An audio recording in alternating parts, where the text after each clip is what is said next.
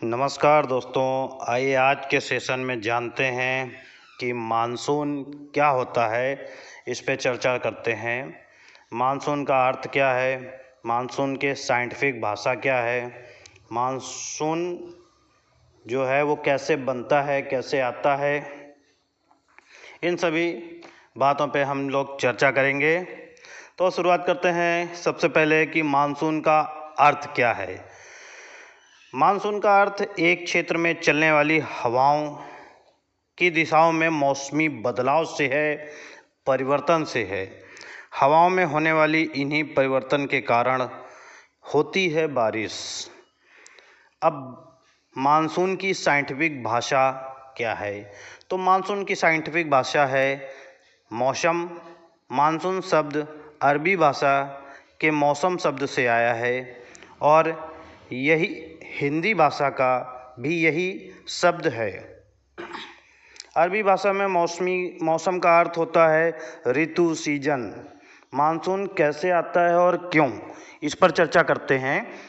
तो गर्मी के दिनों में सूर्य के प्रकाश के तेज के कारण ज़मीन पर, धरती पर बहुत गर्मी होती है। इस गर्मी के कारण ज़मीन तपकर गर्म हो जाती है, जिससे ग्रामीण क्षेत्रों में या ज़मीनी एरिया में लो प्रेशर बनने लगता है। वहीं अगर बात करें समुद्री क्षेत्र की, तो चूँकि समुद्र का जल ठंडा होता है और धरती की अपेक्षा कुछ ठंडा रहता है, तो उस जल को गर्म होने में थोड़ा अधिक समय लगता है, तो वहाँ पर हाई प्रेशर बनता है, यानी ज़मीन के उलट वहाँ पर हाई प्रेशर बनता है। और जल अपने गुणधर्म के कारण, जिसे स्पेसिफिक हीट कैपेसिटी कहते हैं, इस हाई प्रेशर के कारण वह ऊपर उठता है। यानी यही जल स्पेसिफिक हीट के कारण वो भाप बनकर ऊपर उठता है। सूर्य उत्तरी गोलार्ध में ज़मीन पर अपना कहर बरपाता है, वहीं समुद्र का जल देर से गर्म होता है, अर्थात वहाँ की हवा ज़्यादा गर्म होती है, वहाँ पर प्रेशर कम होता है। जहाँ हवा ज़्यादा गर्म होती है वहाँ प्रेशर कम होता है, और जहाँ की हवा कम गर्म होती है वहाँ पर प्रेशर हाई होता है। साइंस का ये नियम है कि प्रेशर और टेम्परेचर एक दूसरे का 36 का आंकड़ा रखते हैं। जहाँ पर प्रेशर अधिक होगा वहाँ पे गर्मी कम होगी, जहाँ पे गर्म ज़्यादा होगा वहाँ पर प्रेशर कम होगा। इस साइंस के नियम के हिसाब से ही यह प्रकृति में भी परिवर्तन होता है। अब इस हाई प्रेशर के कारण सागर का जल जो है वो भाप बनकर ऊपर उठने लगता है, समुद्र के ऊपर का वातावरण बदलने लगता है। प्रेशर अधिक होने के कारण यह हवा लो प्रेशर एरिया से ज़मीन की तरफ चलने लगती है, लो प्रेशर एरिया की ओर, हाई प्रेशर से लो प्रेशर एरिया की ओर ज़मीन की तरफ चलने लगती है, और अपने साथ भाप को भी वातावरण में ले जाती है। जो वातावरण में पानी भाप बनकर गया है उसको इकट्ठा करती है और उसको अपने साथ में ही लो प्रेशर एरिया की ओर वो मूव कराती है, अपने साथ ले जाती है। वहीं कम प्रेशर की हवा समुद्री जल की तरफ बढ़ती है, और इसी नमी भरी हवाओं का तेज गर्मी के कारण, अब हीट के कारण, जहाँ अधिक हीट है वहाँ पे ये पहुँच जाता है।